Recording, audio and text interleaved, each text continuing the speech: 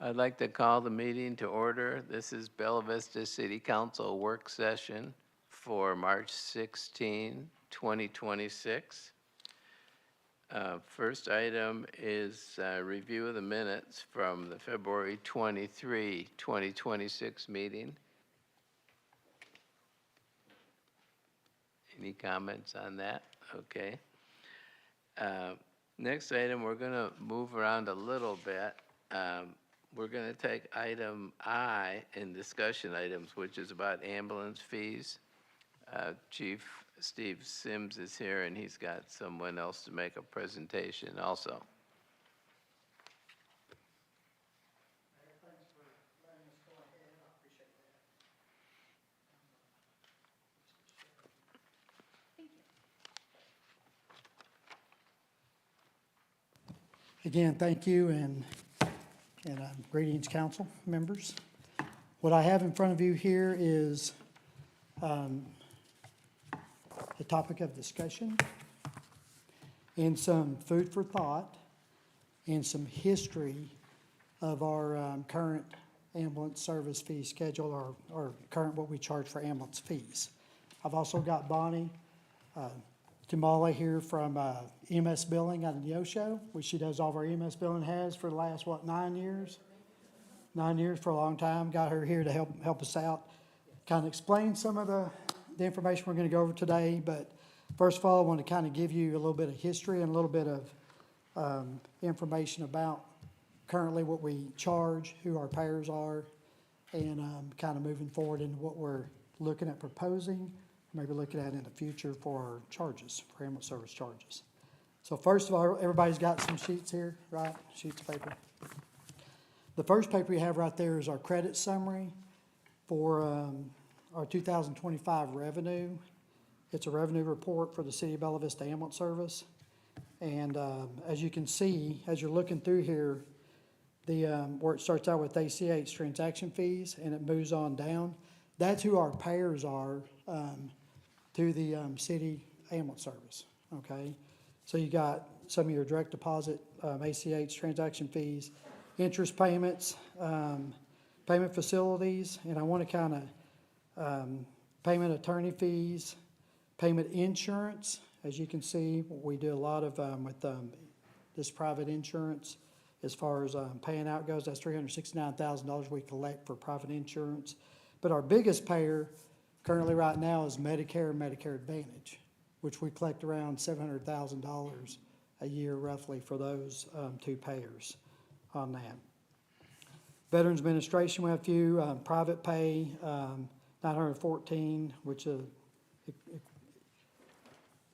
equates to 196,000 or so, with a total of $1,400,000 that we collected last year, 2025, in ambulance service fees to the city. So that's just real quick. If you look over on the next sheet of paper, 2016 we raised our fees from $650 to $825. That was the first fee change or rate or set that we done when we moved over into the city back in 2000 in that era, which was a change of $175, about 21% increase. That was in 2000, and that took effect in January of 2023. The next page is just a resolution showing where that was passed at and when that went in effect. What we're looking at doing since last year, in the summer of last year, there's a Act 867 that was passed and signed by the governor that will allow ambulance services to charge private insurance 325% of the Medicare allowables. And I have Bonnie here behind me here that's going to kind of go over that act, reason for that act. She has a little bit more information than I do as far as the act goes and what other people are doing in the region, around the area, especially the ones she does billing for, on what they're doing. And also in the back of your document there's one single sheet of paper that actually shows some of the ambulance fees that are being charged currently in Northwest Arkansas as of 2025. Now, some of these fees have changed a little bit. I know Springdale In October of last year, Springdale went and raised their fees based off that act, or that House bill and act that was signed by the governor as far as raising fees. They did go up, they did change theirs, almost doubled their fees in Springdale. That was in October of last year based off that, based off of what we're talking about here today. But if you look at some of the Northwest Arkansas fees, you can see that there's a lot of people that's charging a lot more for ambulance service than the city of Bella Vista or even Bentonville and so forth. But Bonnie has a lot more information on the act itself, what she's seeing going around, who's changing their fees, the reason why they're changing their fees, and a little bit more based on why the act was kind of put in place. Is that correct? Yes. So I'm going to ask Bonnie Damala to come up here from EMS Billing, have a show. So Bonnie, if you come on up. Hello. Thank you for having me. Appreciate it. The city of Bella Vista is my favorite, so love this area. So, but thank you. Yes, ambulance fees. It's been a few years since the city of Bella Vista has increased its rates on ambulance service, and it was becoming time to, okay, let's look at this. Well, and because the Arkansas Ambulance Association went together to get this House bill passed in last summer to say that insurance companies have to consider up to 325% of the Medicare fee schedule in order to, and pay on those claims at that rate. 325% of the Medicare fee schedule is a pretty significant increase for the city of Bella Vista. And what we're seeing, and I'm seeing it also across Northwest Arkansas for some of these others, Central EMS, Pafford EMS, have actually got rates very close to these numbers. And what it really does for you is it allows an additional revenue at the cost of insurance companies. Insurance companies can help to bring in revenue by paying a higher fee that they are now required by the state of Arkansas to pay. And now, keeping in mind, you do have certain percentage of private pay accounts, under 10% of your accounts are private pay, that would see these fees. We also have a potential for adding a private pay discount if needed, if we were to raise the rates. But what we really have to do is just decide, is it time for a rate increase? Is now the time, and at what rate? Like I said, I am seeing across the country, actually, these much higher rates for the ambulance industry. I've had several of my own clients come in and say, okay, we're doubling our rates, take them up. Everyone, it has been approved. Why? Because it's on the back of the insurance company primarily. Again, some of our citizens, or some of our community will see a little bit higher, mostly if they have a high deductible. If you've got an insurance with a high deductible plan, in some cases, then if your bill is applied to the deductible, then you will receive that bill for it.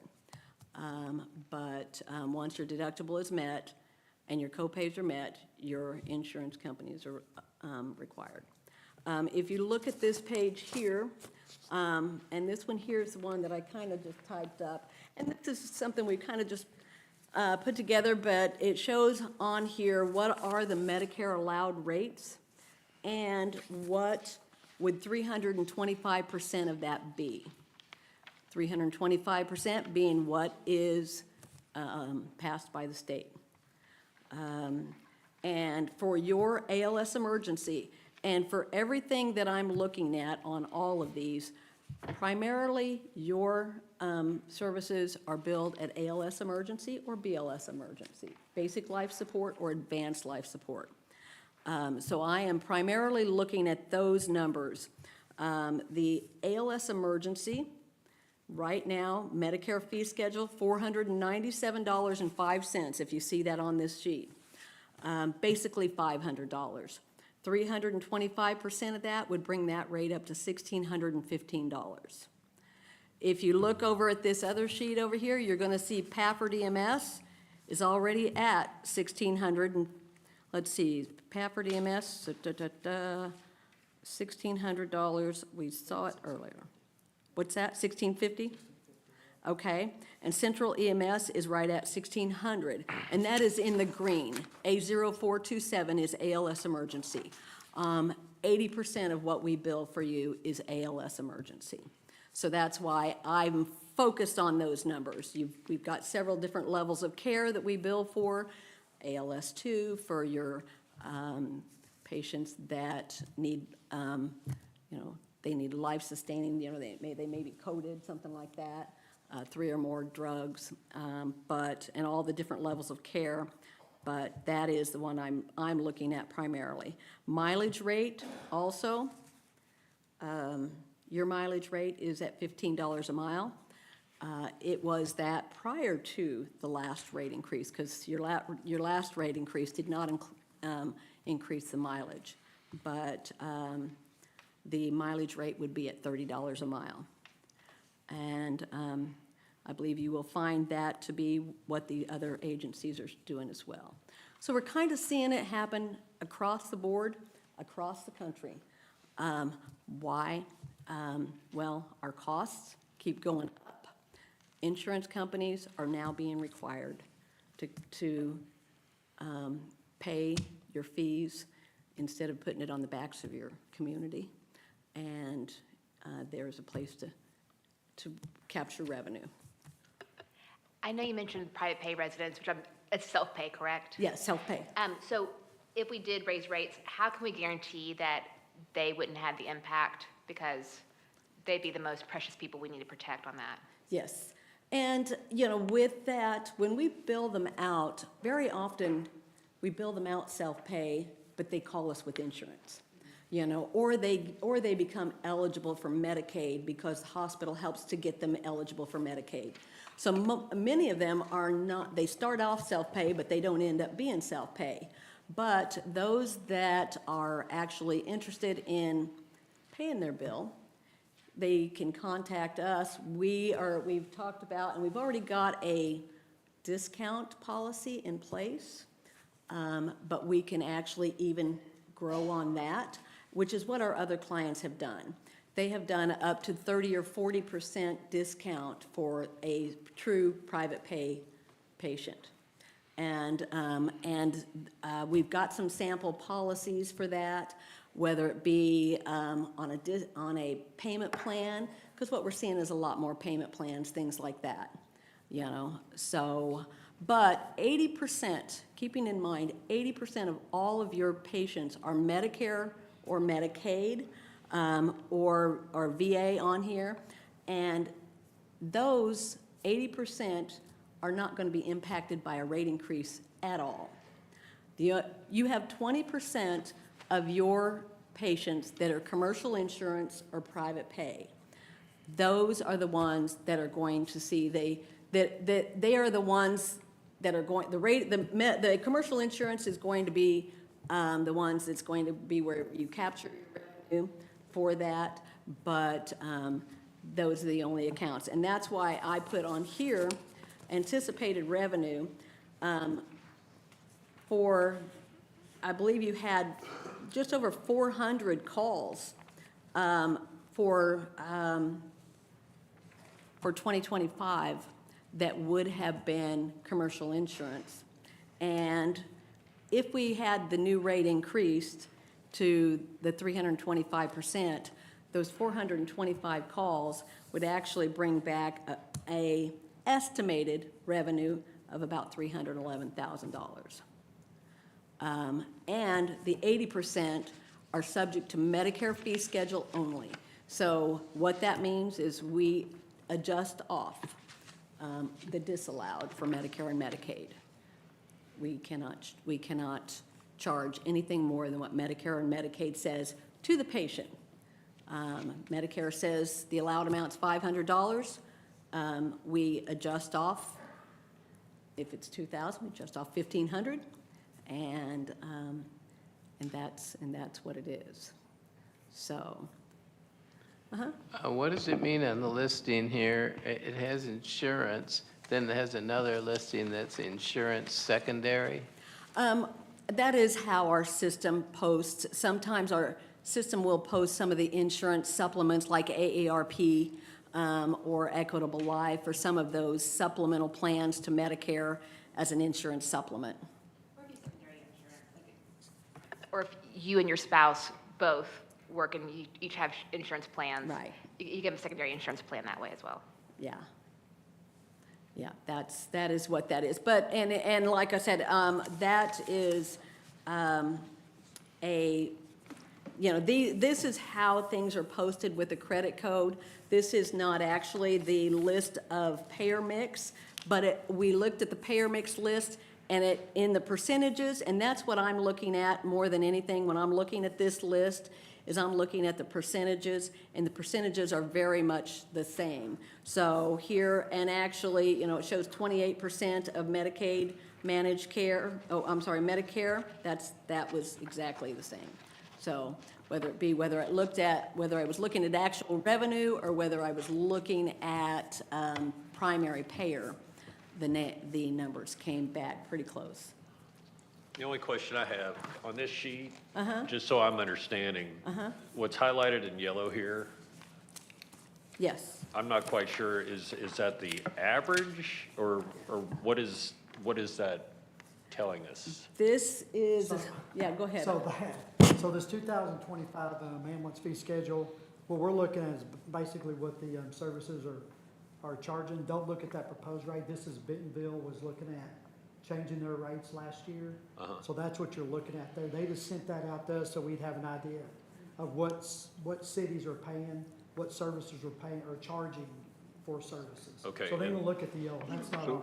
Okay, well, I apologize for that. that's fine, and then you Yeah, that's not have, even ours. This was a study done by the. So this Bentonville Fire came from Department. Bentonville, That's correct. came from Bentonville. So what we're looking at is just basically the charges for Bella Vista, Bentonville Central, NEBCO. This is what Bentonville was saying. We proposed our rates to go to this last year. I don't know what they did. okay, and is Rogers bracketed out for a reason, or, What about it? well, I see it blacked out on the, I mean, It's bracketed. it's bracketed, I mean, it's boxed. Well, Rogers had their own, there was another form on there that Rogers had something totally different that Okay. they probably excluded from that. Okay, I just wanted to make sure But the that I main, understood what I was. the main ones as of right now that we know of for sure, like Central EMS, we know that their ALS two is $2,300. That's basically what they charge for that. And their ALS one, what we're looking at comparing to ours, is the same amount, $1,600. So those are the numbers we're looking at. I apologize for that. No, that's okay. This was a study, the data was collected by the Bentonville Fire Department, because they're looking at changing their rates, but they're kind of waiting on to see what Bella Vista's gonna do, my understanding, before they move forward with what they're doing, so, that's what I hear. Well, it almost looks like all the private people went right to the max, and the public people like us who've maybe been a little Yeah. slower to respond so far. And we could raise our rates without going to 3.25 times. I mean, we could make it anything Any between number. what That's it is correct. and the max, That's Yes. correct. really. That's Yeah. correct. yes. So, yeah, you can see that a lot of your municipalities in here have not really raised their rates that much as of right now. So, and these are current as of 2025 for the most part, other than what Springdale ended up doing back in October, which they basically doubled their rates across the board. And then, I believe that maybe Pafford has changed their number since then, since this has went out. So, but everything else is pretty much the same, so. Chief or Bonnie, good to see you, Bonnie. I've never met you in person, but I've worked with you in the past. I'm familiar with these billing practices, mostly, at least a lot of the other agencies, but not ours. What is our self-pay billing practice currently? Are we sending people to collections, or Yes. we are? We do, that's correct. Yes, the billing practice right now for self-pay is they get their initial bill, they get a past due bill. Actually, before they get an initial bill, we, within the last year, implemented texting and email. So, because we're finding out that the much younger generation, they don't look at their mail, and the much older generation, they want everything in the mail. So, oh, sorry, yes, yes. So we're kind of in a place where we're trying to take care of everybody, but they get a text message, they get an invoice, they get a past due invoice, they will get a final notice invoice, and then we do a final review to see if there's any possibility that they've been made eligible for Medicaid or any other insurance that we can locate, and then they will go to collection. Okay, thank you for that. That's my only concern with this. Otherwise, I'm a huge supporter of this. Our prices are too low. I know what it costs to run someone to the hospital in an emergency situation. I know about the equipment and the medications, that they're all expensive. The fuel's going up, so I support this. I would like to see some protection for those people, and our community is pretty fortunate that is a very small number of people that aren't protected with insurance probably, but. Right, So anyways, Yes. I would just yeah. maybe caution you to have something for that. Something to keep them, I just want to add to that with, as Bonnie was saying, with that policy, some sort of discount. I think one of those goes up to 35%. yeah, That we it can could- be, some of them up to 40% Yeah, so if we that's what we opt for. You know, we have different, choices on that as well, just like whether you want to go up to 325% on the rate. But, right now, the most common is a 30% private paid discount. And so, yes. And we set up payment plans for them and, these types of things. Larry? Sounds like we're doing a lot of plucking out of the air, picking a cherry here and an apple there. I come from the utility industry and deal with a lot of rates at times, water and sewer rates, and we have to justify it before the Public Service Commission. Yes, So my question to you is, what's the cost of our services to do this? In other words, take any one of these things and run through what the cost of that service is. What's the cost of our operation, first of all? We have 6 ambulances. I assume that we run 6 of them regularly, or there's 5 on the line and 1 spare. So we have 5 operational and 1 in the background. So do we staff for 6 or we staff for 5? We could staff for 6. We have staff for 6. Yeah, you gotta remember, all of my personnel are firefighter, EMTs, or paramedics.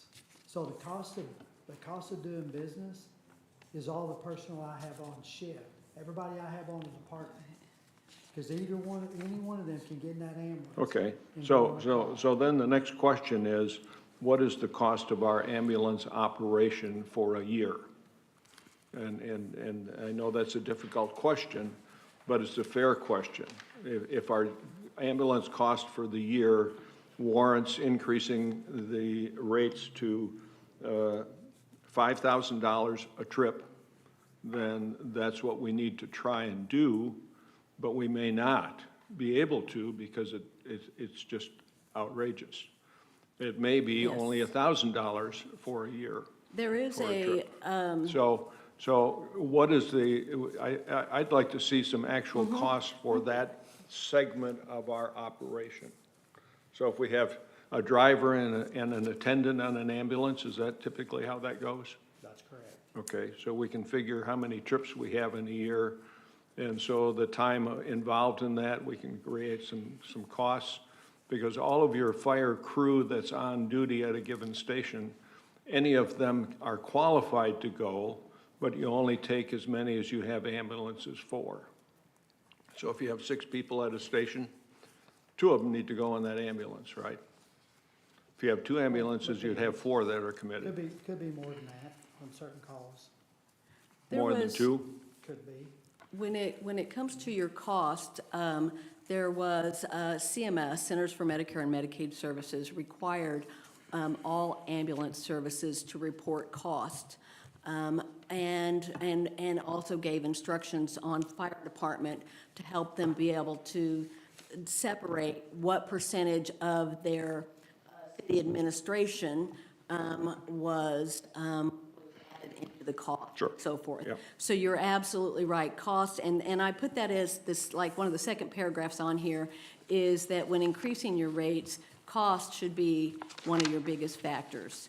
And you're absolutely right. And so so my real question is, what is the cost? What is the cost? Yeah. And if you see, there are several seminars out there, or actually, I should say articles, that from the industry leaders that can tell that can give you an idea of what the costs are, because everybody had to report them back. Of course, municipalities, especially fire, city fire, stuff like that, had the highest cost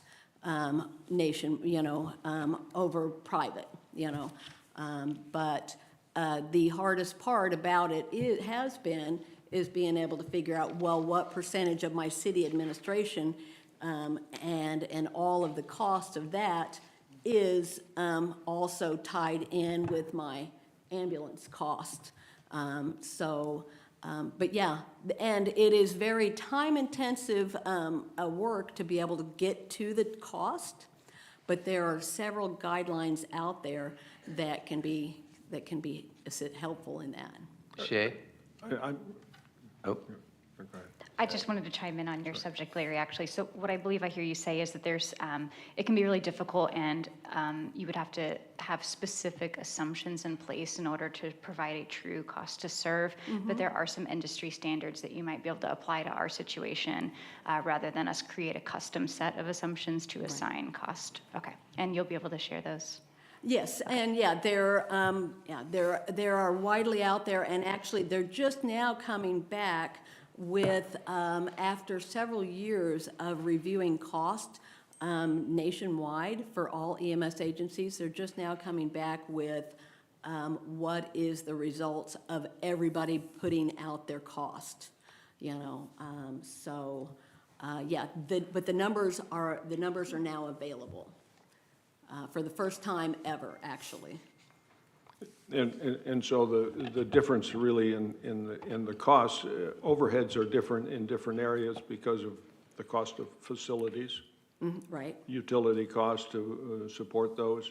Labor costs are another big factor. So if you're in a metropolitan area, you're going to have a higher cost than if you live out in Podunk, where you have Absolutely. less employment and lower wages. And so I appreciate all of that, but the reality is, what are the costs? right. And can you get those for us? Yeah, and I cannot get those for you, I can give you resources to be able to pull that information, but all that information has to come from your own finance department as far as what are they paying out? Because it looks at everything, your payroll, your administrative cost, your building maintenance, all of it. You have to keep in mind too, there might be an ALS 1 call that's billed at the $825, but it was a car wreck and they had to send a fire truck with rescue equipment with 4 firefighters to, extricate the victim from the car, and that's not really included in the cost. And then you might have to give that person more medications than you gave the last person on ALS 1, so there's really a sliding schedule on the cost there. I can appreciate that, Travis, that each call is kind of unique in its own way. I relate that also to utilities, where we have to define the cost for putting in a new meter, changing out a meter, replacing a service line, charging the customer for the first connection. So there's a lot of things that have to be looked at individually, and you take averages. Yes. And sometimes you take a high average. Right. Not a low average. So the question is, can we justify any of these increases, and how much? Right, that is, yes, exactly. And you would have to be able, we could give you resources, and then it would have to be done within your finance department to review it for sure. And then, and certainly, please know that the law that was put into effect was there to assist ambulance services, to help them with the cost, to help them have another avenue of revenue. But you'd certainly want to make sure you have an idea, you know, because you don't want to just raise them just because. Anna? Thank you. So my biggest concern is you explained early on who would be responsible for paying it, and in most cases, it would be the insurance companies. Right. And so I align to that. What I want to understand, though, is for each different group, could you just explain one more time so if we're on the first page, Yes. and all those payment description types. So who can be billed at the higher price and then what percentage of residents might have to foot the bill but could be at a discount? And yes, on the first page, and this is actually a revenue report, and it's very similar, but and I'm looking at the percentage column all the way out to the edge, okay? The one that is important is your insurance, which is at 26%. That is the one that is going to be impacted by that. The $369,000 there with insurance, those are the ones you're going to see come up. That's private insurance, Private insurance. Private health insurance. Yes, private health insurance, your Blue Cross and United Healthcare and so forth. Now, if you look at the rest of them, your insurance secondary is not terribly relevant because it's your secondary insurance, but you've got your Medicaid is fee schedule, so they are not impacted by the increase. Medicaid managed care, also not impacted by a rate increase. The Medicare, which is at 28%, which is your higher number on here, not impacted by a rate increase, and neither are Medicare Advantage. The private payment on here is the ones that would potentially be, but again, most of these come back around to end up having insurance.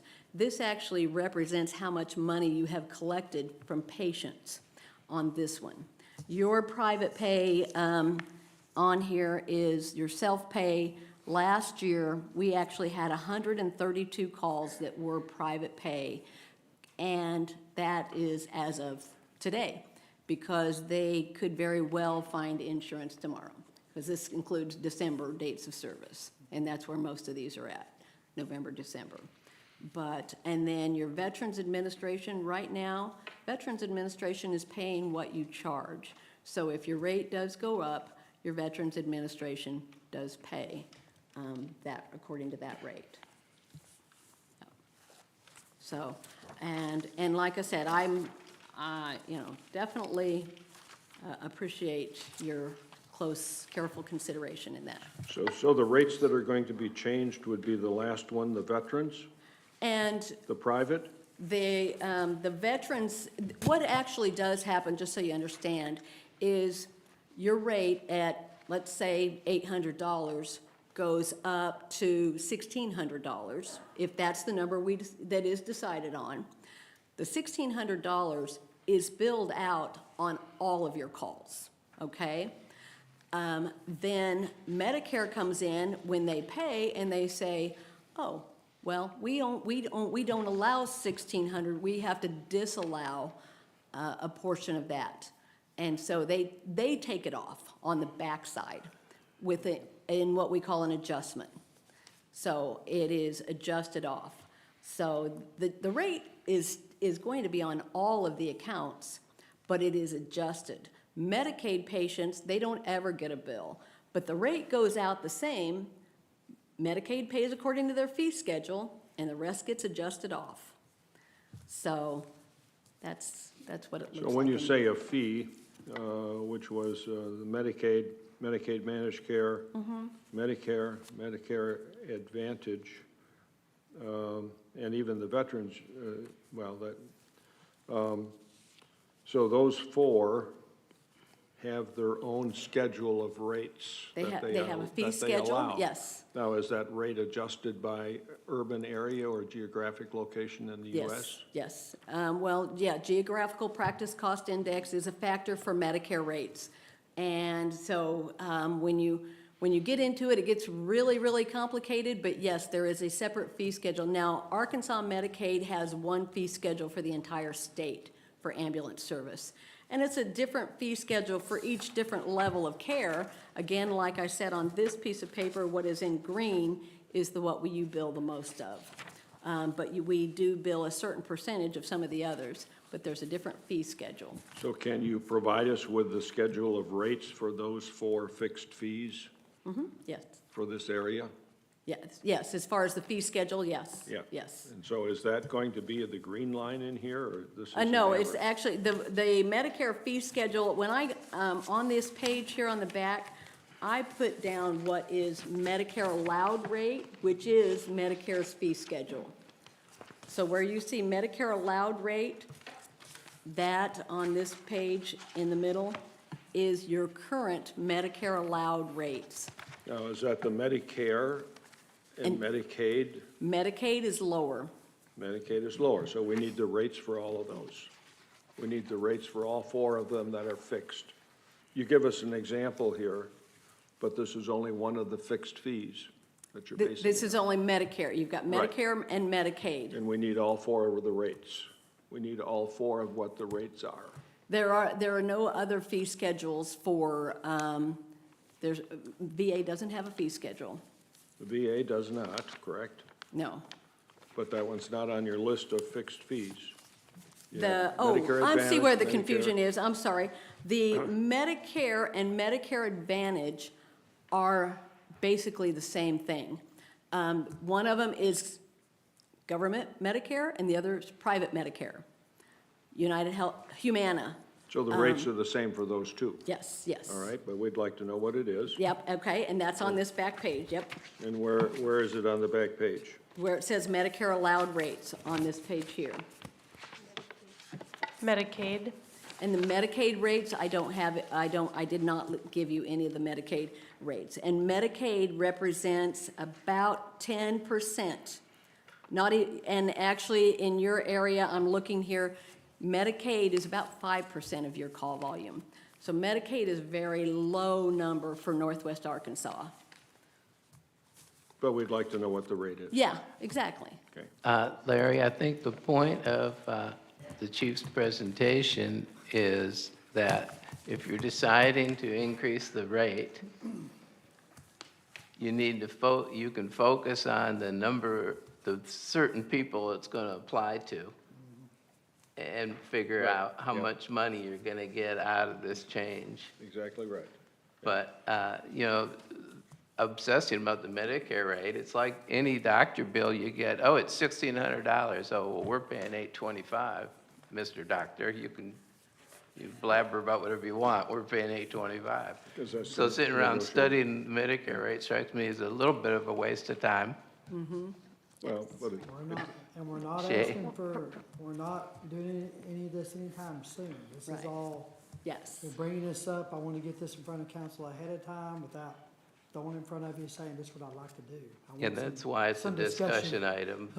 Chief felt it was a big deal. Which Shay? is- Yeah, perhaps if we could do our analysis on our own time and send our questions via Yes. email, I got that, you. that might be nice. Yes. Yeah, just let me know, any questions you have, let us know, or let me, and I'll get them to Bonnie if I can't answer them, so. Yeah. It was just a food for thought, get it out. This is something we need to do, this is something that we can do, what do we want to do? So, Yeah. Okay? thank We're done? you. All right, thank you very much. Just one more thing I wanted to mention. I asked you, this is the state legislature passed this, that you can charge 3.25 times Medicare. So I asked the chief, well, how did this come about? Well, all the private ambulances lobbied the state legislature. That's where it came from, so. Because I couldn't figure out exactly what their motivation was, Anyway. So Thank you. now we'll go back to, thank you very much, Bonnie, appreciate it very much. We can go back to the agenda now. The next item is B, ordinance amending ordinance number 2021-23 to modify and set new development impact fees and for other purposes. And I think you all have in the packet, the proposal of what the impact fees would be. And also, of course, we had a presentation by Ben Griffin of Tischler Bice. If somebody has a real technical question, I may be able to get Carson Bice on phone and put him on speaker. But- Travis? I just have one thing to add to this that I learned since the last meeting, and I was discouraged by learning this, but the POA also charges $1,500 impact fee for every new house that's being built. So if we were to do the increase that was proposed, I believe we'd be the highest impact fee in Northwest Arkansas. So I don't know if there's a way to work with the POA. They do 1 year, we do 1 year, or if we could offset it somehow, just an idea, thinking Is out that loud. on the water, you mean? Is that what it is? It's all water? Yeah. So, I think other cities charge impact fees for water too, Yeah. and sewer. yeah, we got the list of the impact fees. Yeah, that our we city did charges. have, I do think if you took our proposed impact fee and added the water, we wouldn't be the highest. There's several would be a bit higher than that. I'd have to look at the list here real quick.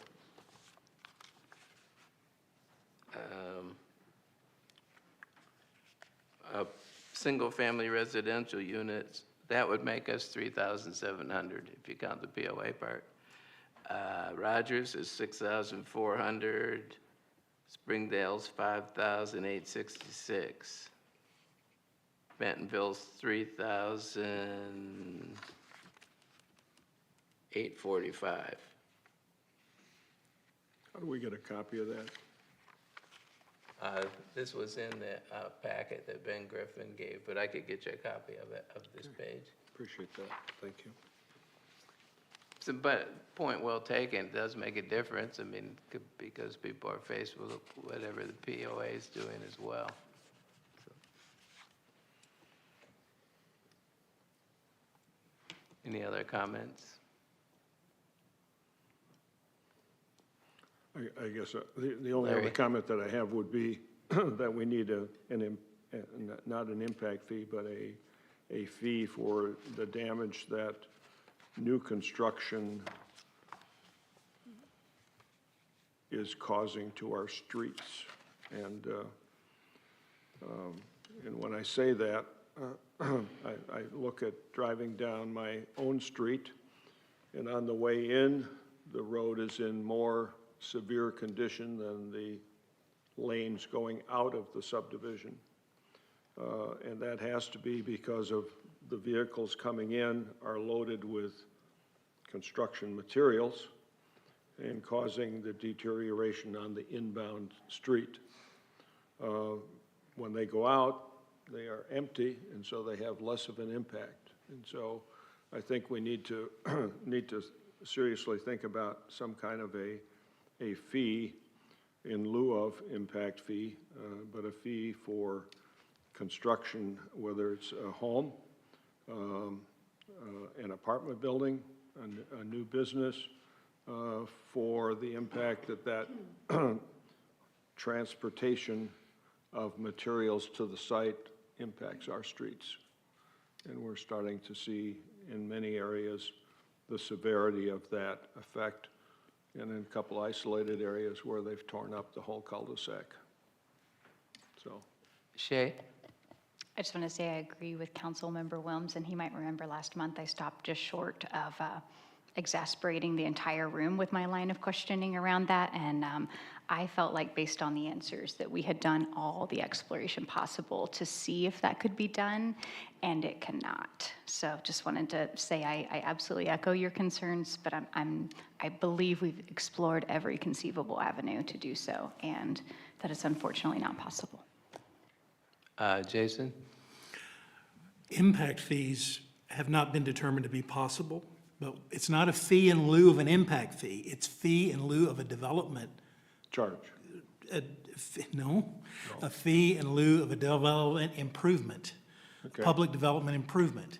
So so it's a different type of fee, but it's not in lieu of an impact fee. I missed. It practically speak, there's a real practical, common sense way, reasoning you think about these together.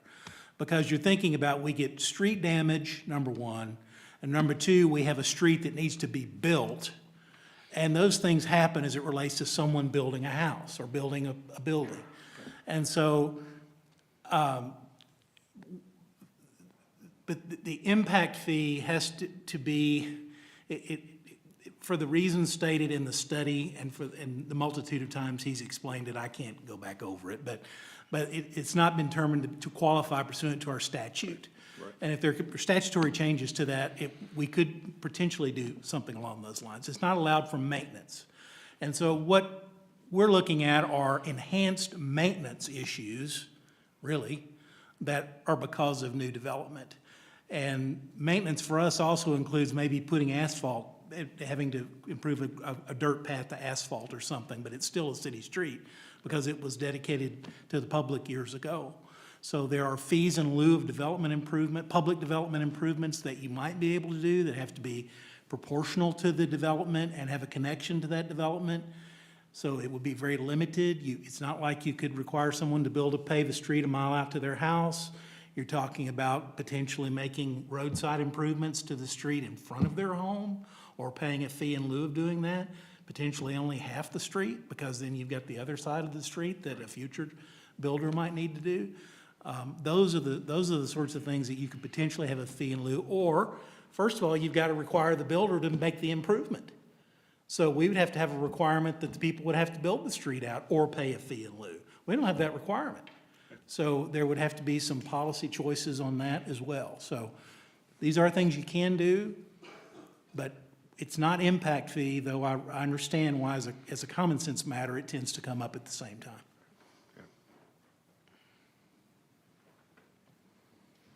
Anybody else? I will mention about the impact fee in general. If you'll notice in Tischler Weiss's recital at the beginning of it, they point out that if you don't do the impact fee, you either get the money somewhere else and you don't do whatever it is the impact fee was going to cover, meaning build the new fire station or buy the new fire truck or whatever.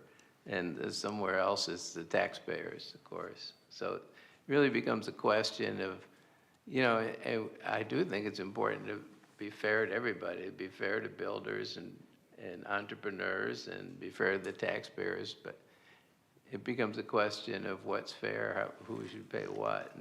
And the theory behind the Tischler Weiss study is this is the amount you can charge and be fair to the builders. And, but,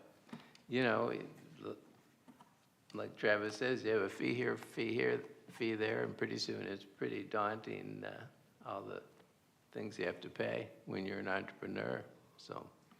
So, but that's the whole theory behind it. And if you look at some of the things that are on the list, you think, well, that's something we're going to need to do at some point, one way or another, like get another fire truck or, expand here and there. So it's a challenge. Larry?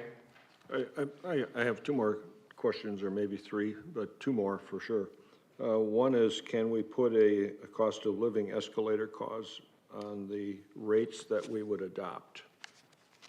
I know of no way to do that. I mean, the rates have to be set based on a study. That's what we have the study for. The study, you periodically review those rates, and that's how inflationary costs get built into increased fees in the future. But it's not an automatic. So do we know if Tischler Weiss has done that anywhere? Put in a cost of living increase? Well, Annually it indexes? I need to interject. It happens, I was on the phone with Carson Weiss today, asking him questions about a lot of different things. And he did mention that some cities do put an escalator clause in there for the CPI or whatever.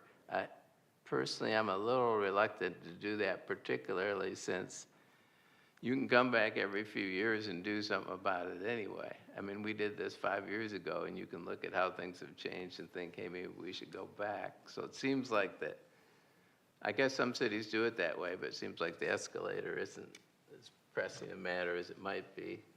But that's just my opinion, though. Well, it's a cost to do the study to justify it, so if the escalator is possible, that might be a way to move us forward as time goes on, reflecting the cost of doing business, so.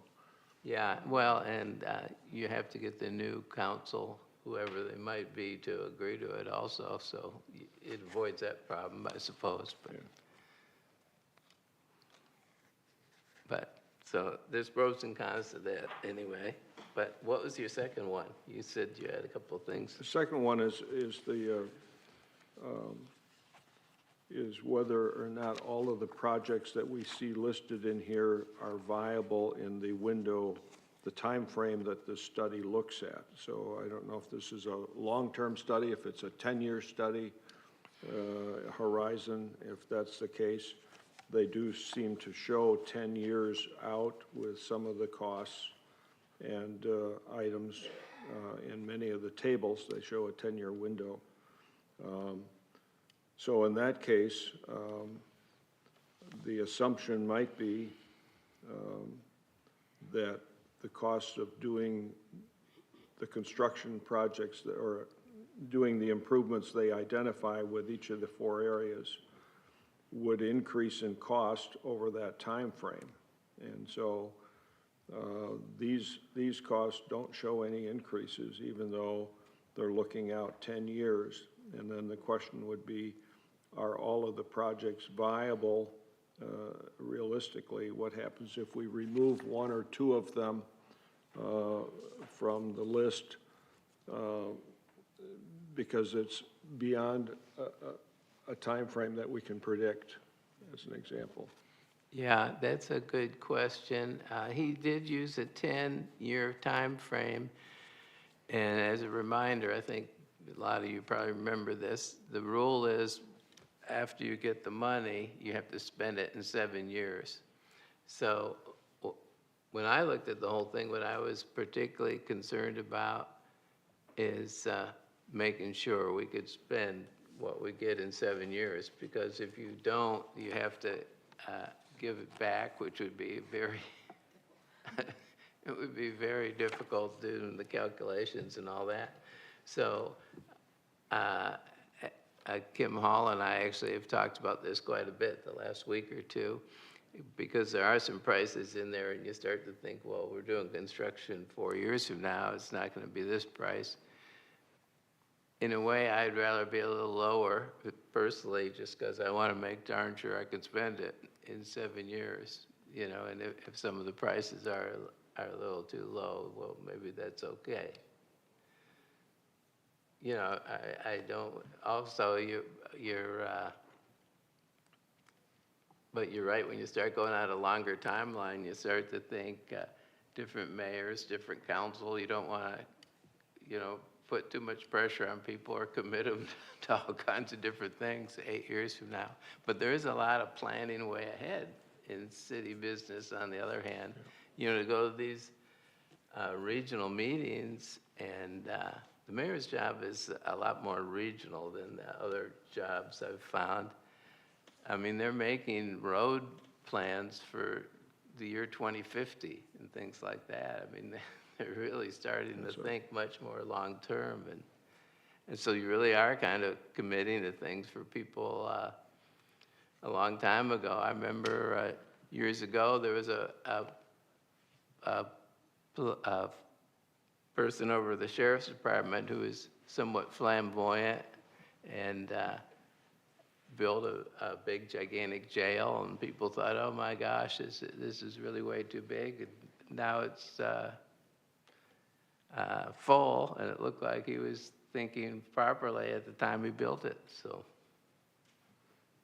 especially being in a growing area like we are.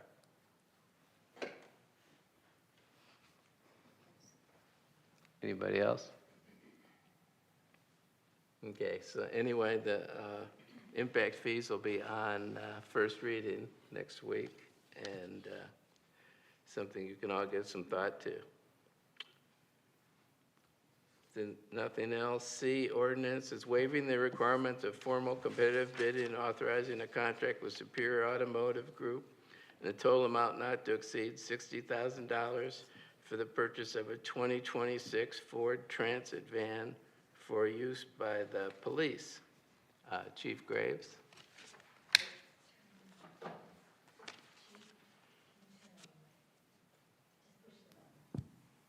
They're good? Okay. Okay, let me give a little background here. There's a couple things happening here in this request. First of all, the police department is very IT heavy, and so probably about just over 50% of what IT does for the city, they do for the police department, both in this building and externally with our communication system. So we've always provided them with a vehicle, or provided a vehicle that they could use of ours, and so in the past, they've used a Lesso van of ours, and they've used that for years to do the work they do for us and out in the field and stuff, to respond for different things that we need. That van is mechanically now unsound, and it really doesn't meet the needs with all the different things that we're doing in with our department IT. So I'm requesting that we get it, we're gonna purchase a new van for the police department to use for IT purposes. IT will use it because they're the ones that do the work for us. When we first started looking at this, we worked with the IT department to see what specific needs they had now and into the future, especially since we're putting these new radio towers out, and there's gonna be some work, they're gonna be taking over a lot of the work with those towers that currently the fire department does, and so they'll have some additional work in the field for that. So working with them, then when we started looking for a van for them to use, we went to the 2026 the Arkansas state bid sheet, and none of those vans met their purposes, okay? So then we checked with our current vendor that we use for all of our vehicles. We're familiar with them, and they actually had exactly what we needed in stock, and we worked with IT department, and they said that would meet all their needs. And so what I'm requesting here is for one, not to go and use the state bid because nothing is there, okay? And then I'm asking for a bid waiver because if I wait to try to get this van that's currently in stock at Superior Automotive in Siloam Springs, we'll likely lose it, and I really have no reason to believe that another vendor would have this vehicle sitting in there waiting for us. And so I think time is of the essence. The money is going to be available in the new bond package that went out. That's where the money is going to be procured from, and I think that'll be available by the end of this month, and so that money will be used to purchase this vehicle. I have Director Mokel here from the IT department. If you have some questions reference to specific needs of the van and why we had to go to that type of van, he's more than happy to answer those questions. But do you have anything further reference what I've said? Shay? I just wanted to say, in my private line of work, I know that Sprinter vans are incredibly difficult to get and that there is a shortage of them. So I did just want to add that to your narration. Thank you. Anything else reference what I've said, or any specifics on the van that we need to get? Now, the number that you have here, Chief, is that fully equipped and ready to go with just putting our materials into it? Yeah, the van we looked at is outfitted with shelving and it's ready to go, yeah. It has stuff in it? Mm-hmm. So it's a style of vehicle that you use? Yeah. Or would use? Yeah, so it's turnkey the way it's sitting. So we don't have to do any addition like we would a squad car? Now, we might put some vehicle markings on it or something like that, but that's about the extent of it. Wendy? Is there a desire for us to go third and final on this? Is, The desire to go to third and final of this reading? Correct, so we can get it done quickly? And then, Yes. Jason, if we do third and final, are we able to consent agenda this, or is it because it's a ordinance we can't? I'm sorry? Are we able to put some on the consent agenda? No, you can't put an Okay. ordinance on consent. Perfect, thank Sorry. you. Is this an ordinance or a resolution? It's an an ordinance. ordinance, yeah. Ordinance, okay. is that it? Okay, I think we're set. Thank you. Thank you. Appreciate it. Next one, D, is an ordinance prohibiting camping and vehicle habitation on certain public property, providing definitions, establishing enforcement procedures, providing exemptions, providing penalties, and for other purposes. And this was Travis Harp. Yeah, to the best of my knowledge, there's nothing in place that would allow the city to prevent this from happening. I know in some of the other cities and folks that I've talked to there, they've seen an increase in this type of camping, if you will. And here in Bella Vista, I think the city property is really the only place they could do that right now, because if they're not on the business, then they're on, you know, the membership or the POA's property, and they have the right to, you know, tell them they can't sleep there if they're not, you know, invited or whatever. And just with the growth in our population and the increase in the tourism that I think we all should anticipate having happen here in our region, just thought this would be a good time to see the council's thoughts on that, so. I have a thought. Greg? I'd like to ask the chief what his experience has been with people camping. You know, I think it's politics for the sake of politics myself. I think you could probably explain Sure. easily.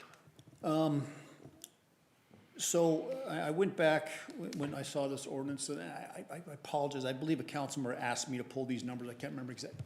Okay, thank you. I apologize. I don't remember who asked.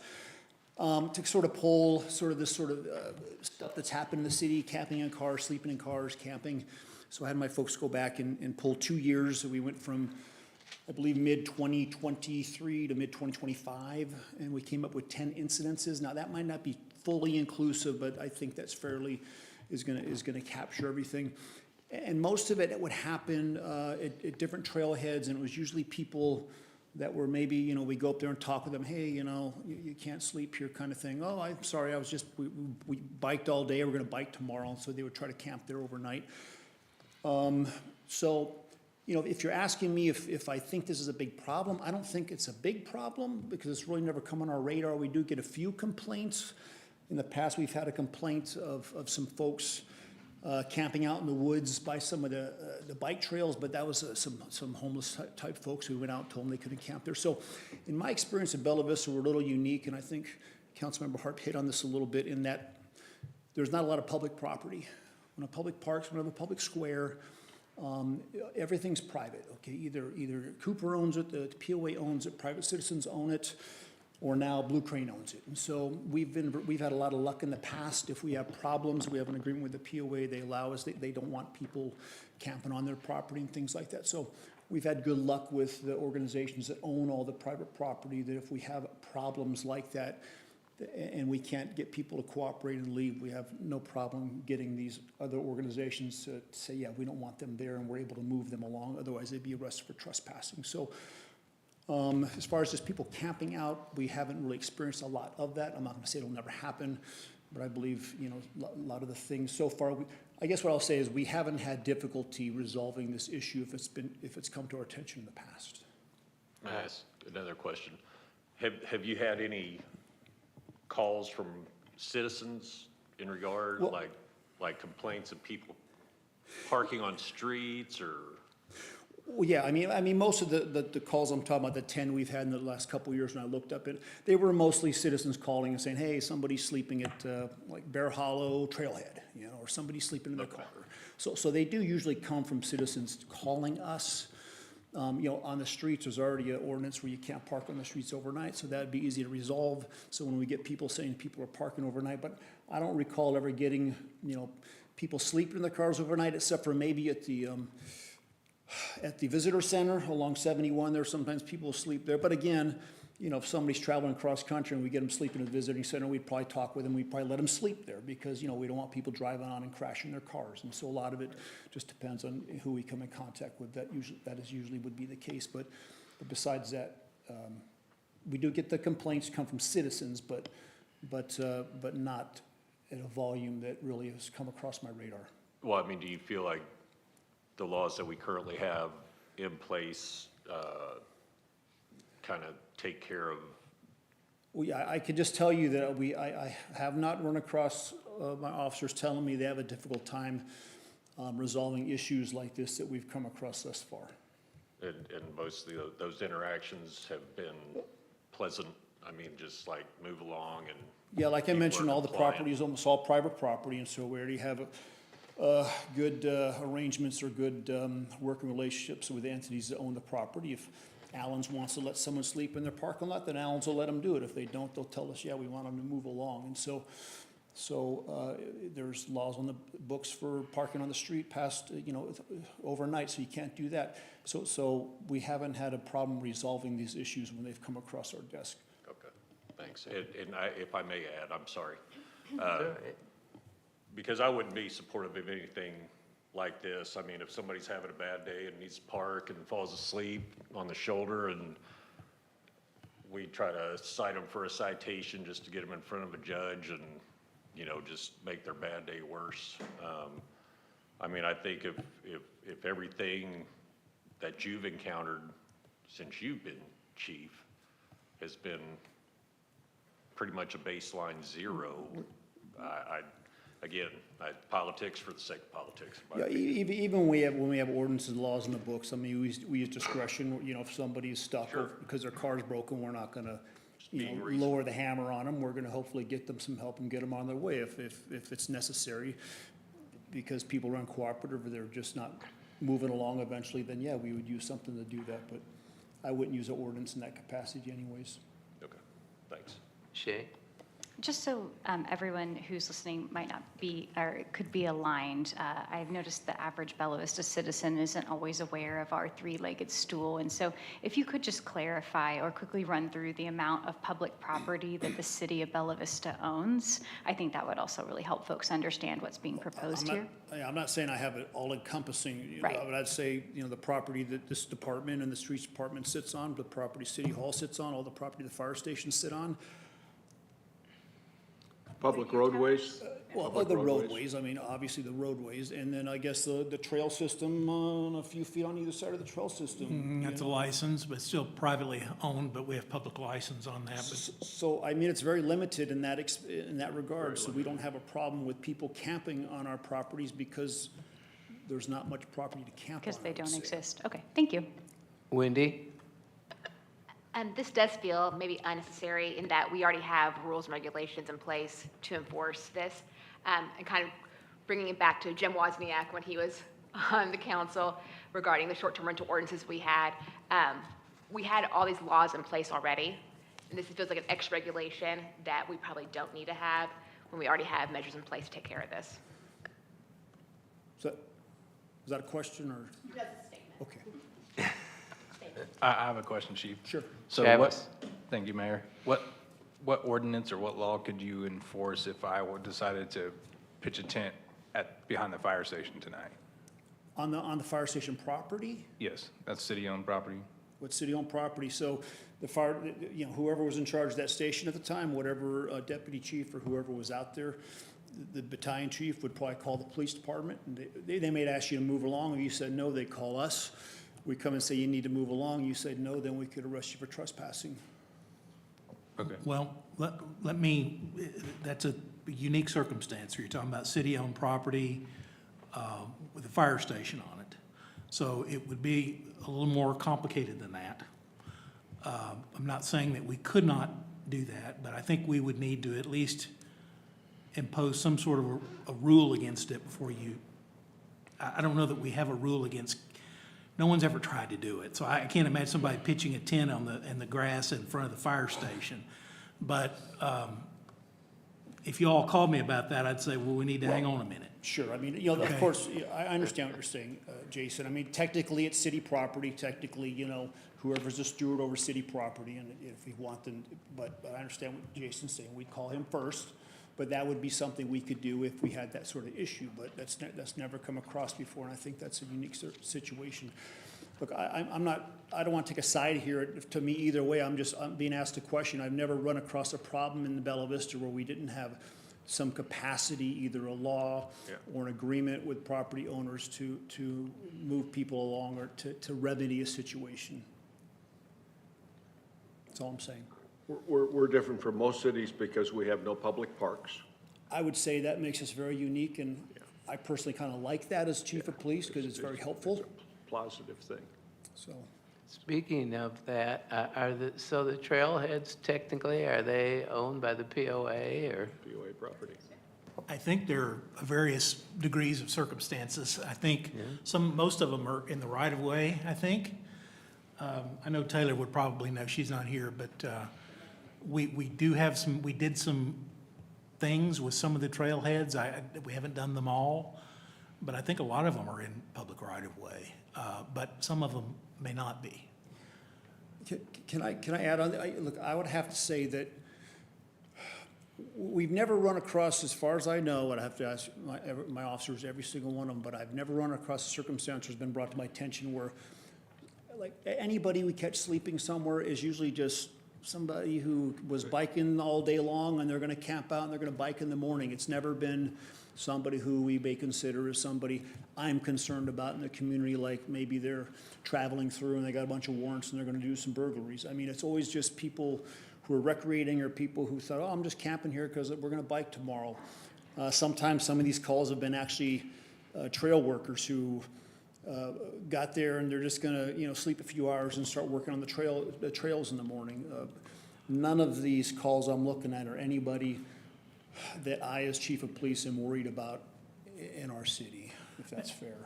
As to the trails particularly, two things. One is the parking overnight. That would deal with some of the vehicle-related issues.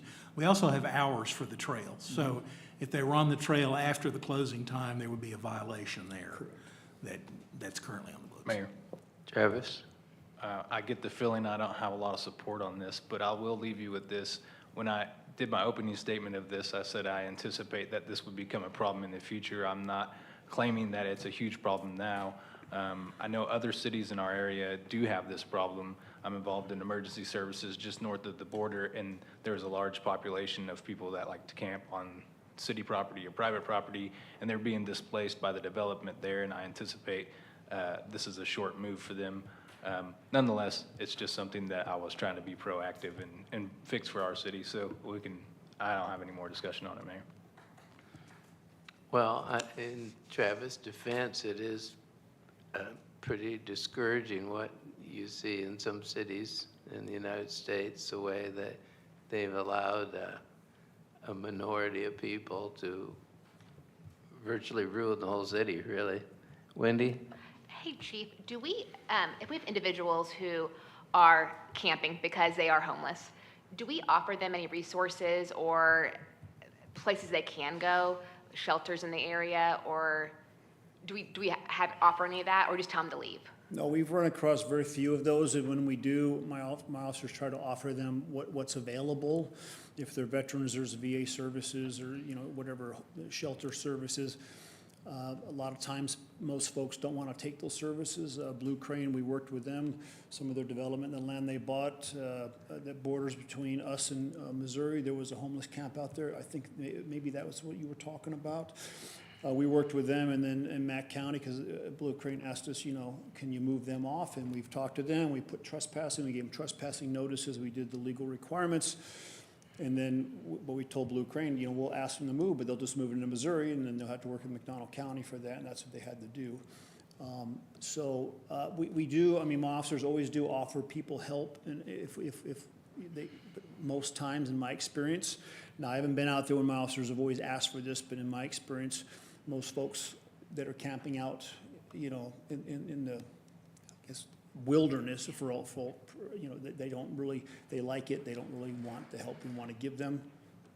But I appreciate the compassion and the discernment the officers use and the resources they do provide and try to help.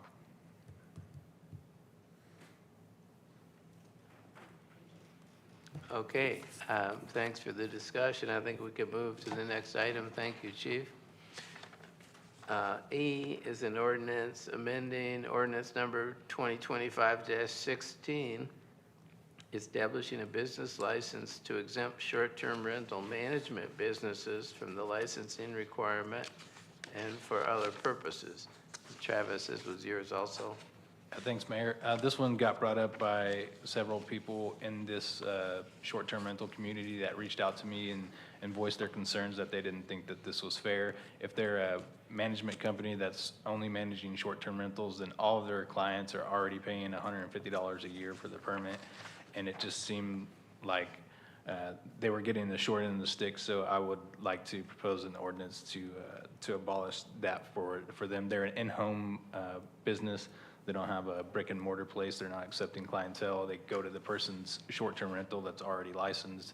And so it just seemed like an unnecessary piece of the business license. I also remind the council, the major concern from the fire department with the business license was so that the fire department knew if a business moved occupation or moved their business somewhere else or occupied a business that wasn't zoned for their particular type of business. And that's irrelevant for a short-term rental management company. Wendy? I'm wondering, how is it irrelevant? Because Jason, please correct me if I'm wrong. My understanding is that if a property management company is a at-home business, as long as they are legally operating in the zoning areas, they do not need a business license. Any home-based business that is allowed, meets the definition, no matter what kind it is, does not have to have a business license. And then, I'm not sure, do we know how many brick and mortar property management companies we have in Bella Vista that also do not currently have a business license in another municipality in Arkansas? Because if they already have a business license, say they have 2 locations, they have one based in Bentonville, one based in Bella Vista, and they already have a business license in Bentonville, they don't have to get one for Bella Vista. That's in the ordinance already. That's correct. So I want to make sure, I just didn't know how widespread this problem was. Mayor? Travis? Yeah, the city is currently making this type of business owner get a business license, even if it's a home-based business. I have email proof, and I've sent them to Mr. Kelly even. I haven't particularly studied this, except I had a conversation with Taylor, and there is actually a definition of a home-based business in our law, and she said these people don't meet it. I'm not sure, I guess I'm looking at why they would not meet it, because they don't have clientele, they don't do retail services, unless it's more than 20% of the, yeah. So let me, I've got the definition of home occupation here, but, so what we're drifting off now into interpretation of the zoning code. So that gets into sort of what the BZA does, and then the zoning administrator's initial determination, that sort of like what we did with the meters, we just did that. So I guess if someone objected and said, hey, I'm a lawful home-based business, the problem, if it's truly not a home-based occupation, they've got a business license problem, they've got a zoning problem, because now they're operating in a business in a residential zone, and that's a much more serious concern. Every day's a violation if they're doing that. So the $10 business license is the least of their concern, if that's what's going on. But, you know, there are a list of criteria to meet what a home occupation is. I don't know what these, if there's someone who's been aggrieved, I don't know. That's, if they've applied and been told something, I don't know what the application was. I don't have that, but I don't, it's really all I can tell you. Could Wanda please distribute the emails that Mr. Harp is referring to the council in a way that does not violate FOIA, if he's willing to share them? Do you have emails? But she could. Right? Yes, we can distribute information to the council in a centralized way, so there's a way to do that. Yeah, thank you. And if I have it, I don't remember, I mean, you sent me some stuff, but Yeah, I didn't see an forwarded you the application. emails. And we had a debate back and forth about whether the city was telling them they couldn't get their short-term rental permit without getting the business license. And I interpreted it as they said they were withholding the. Oh, that was a whole different thing. No, but it was based around a home-based business. And I think, Wendy, you were trying to argue against me and inadvertently helped me make my argument that this shouldn't be subject to those fees. I want to be very careful about discussing any particular circumstance, because that's someone who has legal rights that could make an argument, and we need to be available to discuss the city's requirements in a lawful way and without discussing it. I don't want to say something hypothetically that could endanger our legal position, nor do I want to unfairly characterize whatever they may be doing. I Well, just don't know. the emails are discoverable under FOIA law, so anybody can see those emails. Of course, no one's trying to hide anything. Okay, so this Anna? doesn't feel like an ordinance. I think it's a rush to an ordinance, so it just, there's pathways to figure out what's happening. Sounds like you're already helping, so I don't know why we were having an ordinance in front of us over one person complaining to you about a miscommunication. Yeah.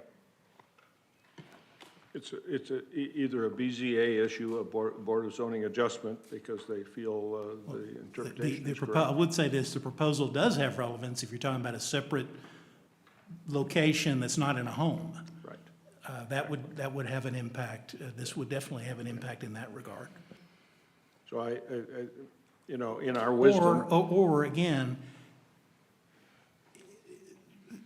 if whatever the business is doing triggers something, that means it's not a lawful home occupation pursuant to the zoning code. Yeah. But in the wisdom of the council, we passed the business law requirement, business license requirement.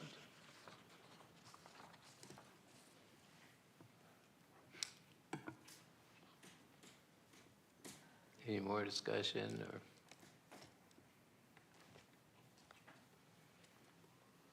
Well, this would be on first reading, so it would give people some time to sort things out. F is an ordinance requiring the Bella Vista Advertising and Promotion Commission to publish financial statements on its official website and for other purposes. Travis? I'm almost done. I think this is my last one. This just goes back to a transparency issue. I think that the citizens should have a right to see where their tax dollars are being spent. I intended to capture that with posting the minutes, but accidentally overlooked that they won't necessarily post their financials with those minutes.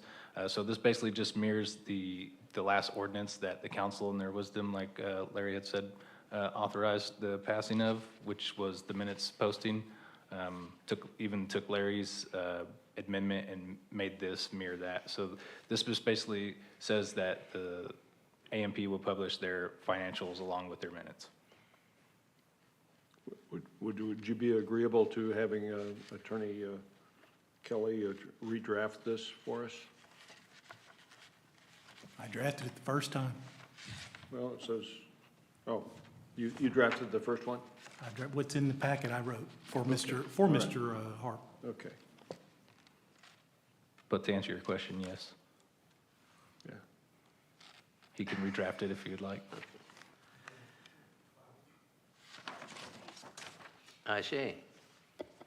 If we're going to bring up the AMP again, is there any other conceivable thing that we would want them to regularly publish to their website that we need to include, like board members, anything else, so we don't have 15 ordinances about this? I mean, I don't have a crystal ball that's working currently, but I think this is, I think this would make me and the folks that have reached out to me feel comfortable. Hopefully there's enough people that have complained to me that makes this one worth it compared to the other ones, but I think it's an issue. Is this, Jason, is this within our power? Since the AMP doesn't report to us, or? I think there's an argument that it is, as much as the publication of the minutes on the website. I mean, you're basically just saying they got to post their financials on the website. I think you do have enough general authority to do that. You can't govern how they spend their money. You couldn't object to their finances. You know, there are certain lines there that we don't have any authority over, but this is just a general, basically public welfare type of ordinance for public information. And so I think it is within the authority of the council to require it if you so choose to do it. The only thing gave me a little pause about it personally was the definition of financial statements. It could encompass a lot of things. I think really their P&L and balance sheet, which I think they produce when they have meetings as opposed to monthly. This doesn't require them to create particular statements. What it says is that they shall publish financial statements.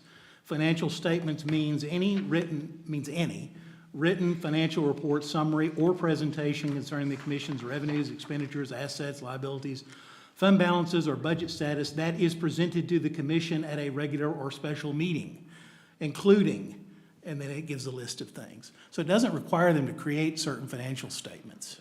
Oh, yeah, I And so it's know. just whatever they have, they get a financial Yeah. report, those documents would have to be put on the website. Yeah, They also have to produce those if you send a Freedom of Information request in. sure, yeah. So I don't see a difference between just posting them so they're available. It's a tax. No, I'm not, Yeah. don't particularly have a problem with that, but I just wasn't sure. I thought that definition was pretty broad. You could have something that's not really a financial statement fall into that, but that's all. As a point of clarification, if there is an FOI to the commission, does that have to, the resulting in financial data, does that have to be published? That's not a financial report. An FOI, No, they. no, a financial, someone can just request documents from the A and P Commission now and say, I want to see everything that was provided in financial, all the financial records. I want to see all the financial records. I mean, they could do that for 3 years ago or yesterday or whatever. They can request any of those things and it would be provided.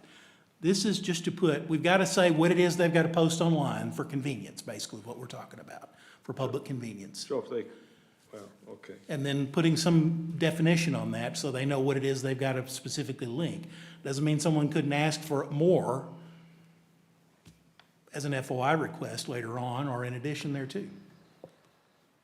So as an example, an FOI request about financial information from them, they would create some kind of a response. Well, they don't have to create a record to respond to FOI. They would Okay. just have to allow inspection or copying of records that they had. Okay. FOI doesn't require creating information. This doesn't require creating information. Okay, This all just right. requires them to Make put those available with the to the statement, public. the records that they have available online on the web. Yeah, okay. Craig? Okay. So, I mean, any of this information would be available upon request by anybody? An Right Arkansas now. citizen, yes. Right now? Yes, sir. So, I mean, I'd almost be curious if you asked 50 people if they knew they had an A&P commission. I bet 48 would say, what's an A&P commission?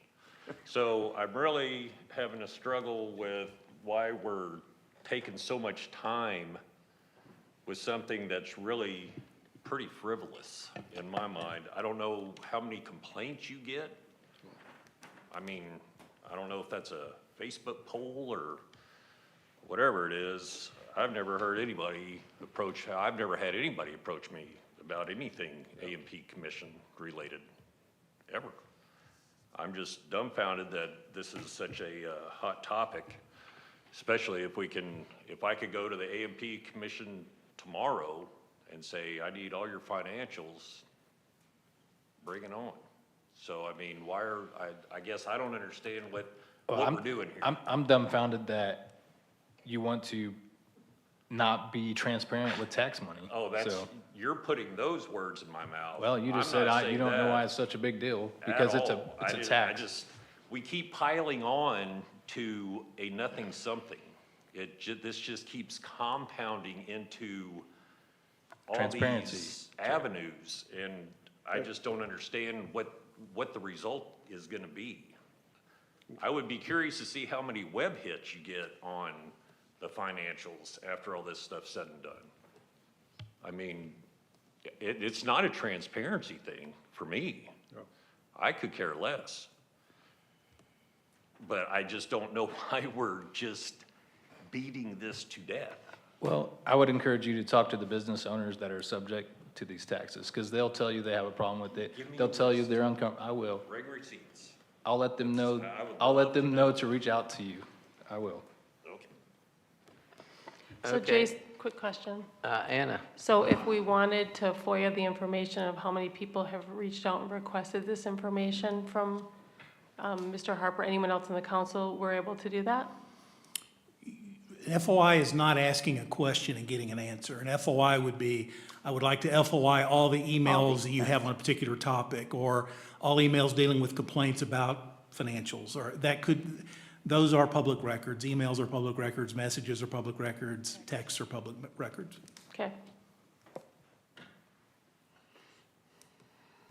And Just for clarification on the tax part of it, the 2% tax that is on short-term rentals is a pass-through tax paid for by the people who occupy the short-term rental. Because I purely stay at Airbnbs. I pay these taxes for all the communities that I stay in. All spring break is what I'm doing.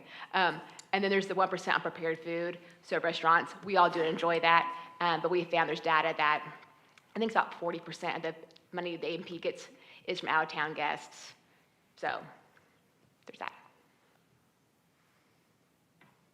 Well, passing, in my humble opinion, passing this would be adding insult to injury and responding to the public comment and observation now that big government is here to help you, and they really aren't.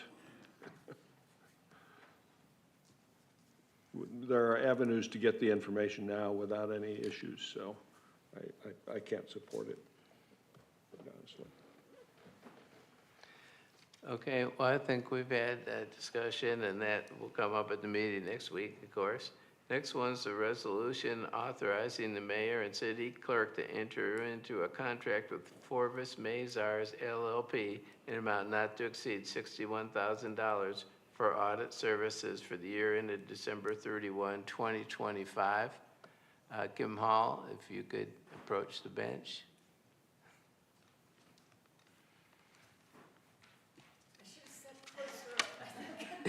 Sorry, I'm at the other leg this weekend. So it's taking me a minute. This is an easy one. Our auditors have been Forvis for several years now, and we have been able to get our audits out timely and without any management comments, without any problems. So last year, as you all know, we had a gap audit for the first time. And that was a pretty big deal, a really big deal. So this is the next year, and we're still doing a gap audit for this year. And this is just to sign the contract. They are going to be out at the city next week. If not next week, the week after. They're trying to decide, but it starts very soon. It's budgeted? It's Yes, budgeted? it's budgeted. I think I put that in the thingamaboober. But yes, it is budgeted. Shay? Could you help us understand how a gap audit aids in government transparency, please? Oh, how much time do I have? 1 minute, please. Okay. Well, honestly, it's about rules. So a regulatory audit is what we used to do, but a gap audit, it takes it from being a regulatory-based audit and brings it into a gap, which is generally accepted accounting principles. So it just makes it a little more consistent with how you do business or private industry audits. That's my 1 minute answer. Thank you. Sounds like we're doing some efforts to have transparency. Exactly, it really is. It requires a lot more work on our part. And they test a lot more than they used to. And a big part, the biggest difference that we experience is with our fixed assets. And that's why, it's so much harder. It's so much harder than it was. The reason this came up initially is when we got bids on the revenue bond, one company bid quite a bit lower than the others, but they wanted a gap audit. So that's how we first got started on it. Once we did it, I told Kim, well, it's kind of like when you're in the big time, we might as well stick with it, because the first year is the worst. It was really something else. We were doing stuff like having put a value on all the streets. Yeah. Culverts and bridges and flashing signs, what are they? I'm sorry. The stop signs with flashers on them? No, the crosswalk ones, hawks, that's what they're called. Yeah. So yeah, we had to. Yeah, it was quite the endeavor. And then not only did we have to do that, monitor our stuff, but they had to accept it. And so it takes a whole crew on their side too to agree with what we've done. It was a big deal. Anna? Sorry if you already answered this. Is this an annual thing, and will Yes, we ma'am. plan to do it every single year? Yes, ma'am. Okay. We're required to do an audit every year anyway, right? We're required to do an audit every year, and either legislative audit or a private audit. And the legislative audit is about a year and a half behind. So by doing private audits, we get our audits much faster. And, you know, I'm a big proponent is you can't react. If your audit is a year away, you can't react, right? If there's a problem and the audit finds a problem, finding it a year to 18 months after the end of the year is not helpful. You want it to be faster. And yes, ma'am. Shay? And it's running behind because of our state level government? Correct, Okay. correct. Okay, I think we're all set. Why don't you stay up there, though? Yeah, The I'm next walking one away. The next one is, is a resolution amending the 2026 city budget to reappropriate unspent donation revenue to various departments from 2025. so this is also an annual process. We do this every year. And this is just basically, so in the audit, you will see restricted, assigned, and unrestricted funds in the fund balance. Our donations are assigned, okay? So what we do is every year is we look at the balance last year and we allow the departments to spend up to the amount of donations you see on this list. Okay. So we're just giving them the ability to do that in this year's budget. So they don't have to come back. And part of what we did, there's a note on here, in 2023, we also said that if you get a donation in 26, it is deemed approved for spending in 26. So they don't have to come back to you for every donation they want to spend, if they want to spend every single penny they have in donations. Mayor, Travis? it'd be fine with me to put H on the consent agenda.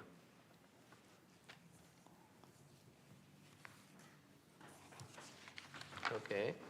While you're on that subject, what about G? Is that, It's a budgeted item. I have no opposition. Larry, what about you?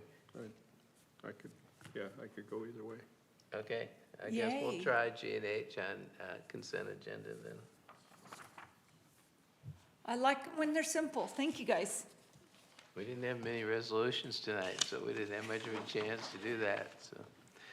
Okay, we've got one more discussion item. It's fiscal year 2027 NWA RPC grant application, Planning and Development Department, and Megan Workman is here to tell us about it. Thank you. So the Planning and Development Department is interested in applying for a surface transportation block grant from the Northwest Arkansas Regional Planning Commission to cover the cost to construct an extension of the Blowing Springs Greenway from its current terminus point at the Metfield Skills Park all the way up to the trailhead that will be established at Sleepard Lane. This project includes a 1.6 mile of new 10-foot wide paved trail with that new trailhead there at Sleepard. The estimated cost of construction is $3,539,264. This grant uses an 80-20 funding structure. 80% of the construction cost, which is about $2.8 million, would be covered by federal funds, and the remaining 20%, about $707,000, would require local match. A local private entity has already formally invited the city to apply for that local match. So if that is accepted, 100% of the cost to construct this extension would be covered by grants. So where is this going? It will go from the Metfield Skills Park up to Sleaford Lane. So it's on Commonwealth there. Once it reaches Trafalgar, it will take that left, and then it's about half a mile up on the right-hand side to Sleaford. It's a right on Trafalgar, isn't it? It is a right on Yeah, Trafalgar. You go towards the east then? Correct. Cross in front of the fire station there. Travis? Thanks, Mayor. I've only had one person complain about this, so I don't know if that's enough for the council to want to move forward with it, because we've only had one complaint. But even one complaint is enough to make me support it, so. A complaint about the lack. Oh, okay. I guess, Larry?